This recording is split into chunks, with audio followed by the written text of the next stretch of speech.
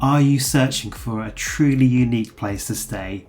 Well, how about quirky themed caravans, airstreams or sleeper trains inside a big warehouse protected from the elements?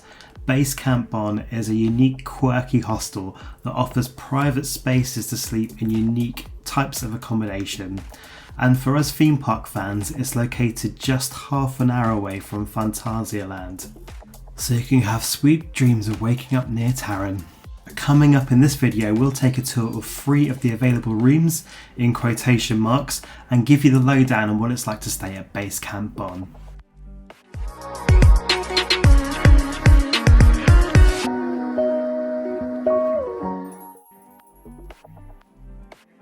Hey, this is Stu for Out and Back Travel. If you are new around these parts, we make videos around tips for travelling to theme parks, which is how we came to find BaseCamp Bonn, as it's just half an hour away from Phantasialand, one of Germany's, if not the world's best theme parks.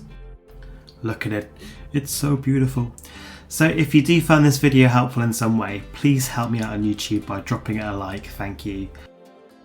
BaseCamp Bonn describes themselves as the only indoor vintage faux campground in the galaxy, and I think that's fair enough. It's a fairly good description of the concept. Imagine a big warehouse with lots of vintage camping options like caravans or camper vans, airstreams, and even the odd cable car gondola. There are a few outside options, including a tiny house and a sleeper train, and there's also an inside sleeper train too. If you are booking through booking.com, the outdoor and indoor options are clearly labelled, so it's easy to see which one you're booking. This is how we booked for our group of 7 people.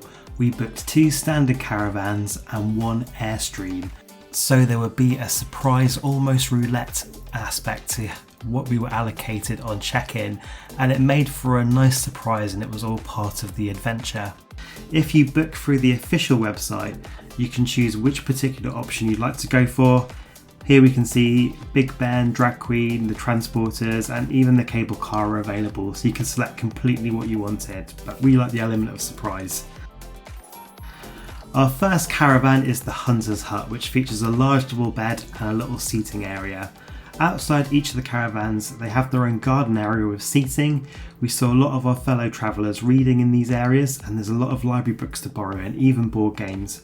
It's quite a social experience, but in a respectful way, not like a Magaluf party way, and there's a noise curfew at 11 PM, which everyone definitely stuck to. The rooms do come with bedding and towels, so you don't have to worry about bringing any of that, and it's all included in the price. Each accommodation pod has a padlock, so you can leave your items safely in the room if you're outside. Our second caravan is the Houseboat, and this one sleeps up to 3 people. There's a large double bed and a sofa that could be used as a single bed. Finding where the lights were was definitely part of the adventure, although the guys in the Airstream had a map of where everything was. The bathrooms and kitchens inside the caravans, of course, have been decommissioned. We had some diving manuals and lovely pictures of fish and maps inside the cupboards, which obviously went with the theme of the houseboat. Practically, these are converted caravans, so you won't get a hotel room full of USB sockets. So if you have a lot of things to charge, make sure you bring an adapter or an extension lead. Outside our caravan was this lovely nautical deck and some lovely knots. Finally, we also had an Airstream, which is a better option if you're sharing with friends, as it's a lot larger than the caravans and it has 2 separate sleeping areas at each side of the Airstream. So at one end is a double bed, and the other end is a set of twin beds, and a little seating area in the middle here. And of course you get a lovely sofa area outside.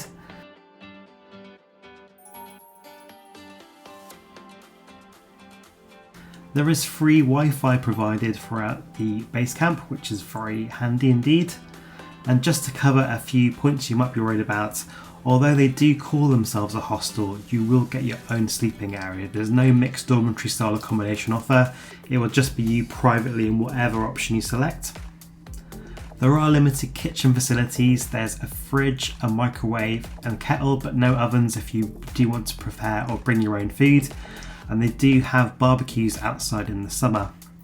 You can't bring your own alcohol from outside the base camp, however there is a selection of beer, wine, soft drinks and light snacks available from the reception, which we may have made use of. Can't comment. And of course the biggest question you have, what are the bathroom facilities like?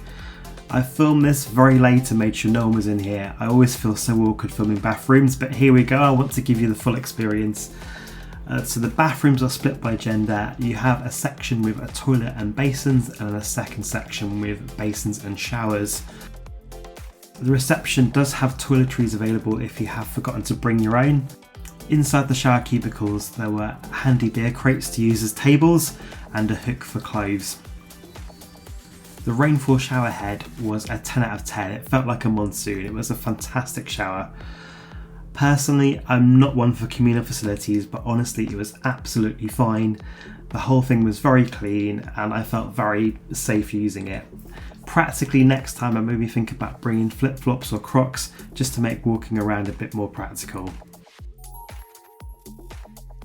So out in the base camp at night time, the lighting is dimmed and the pool was illuminated by the soft glow of the festoon lightings. It's fun, but a cosy environment. It's a beautiful balance of those two things. In the morning there's an optional vegetarian breakfast buffet which I definitely recommend going for. So you're looking at cereals, bread, cheeses, yogurts, juices and hot drinks. This is served Monday to Friday from 7:30 AM till 10 AM and weekends and holidays 8 AM till 11 AM. It's served on this little mezzanine area that overlooks the camp, which is lovely to be up there. There's some lovely comfortable reclaimed theatre seating. It's just a lovely kind of vibe up here.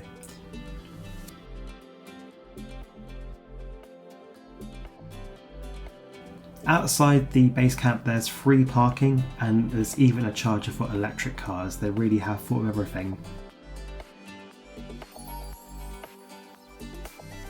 Caravanning and hosteling are two quite divisive accommodation types. Who would have thought that mashing them both together would make for such an appealing place to stay? But here we are, there's just something magical about BaseCamp Bonn. The individual caravans make for quirky, charming places to stay that's a tonic to the ordinary boring hotels. So next time you need somewhere to stay around Bonn, especially if you're going to Phantasialand, please think about checking into the special place. You won't be disappointed. It really is an amazing experience. It's one of the best places I've stayed in a long time. But what do you think? Which caravan, train or pod would you like to sleep over in? Let me know in those comments below. And until next time, stay safe on the way out and back.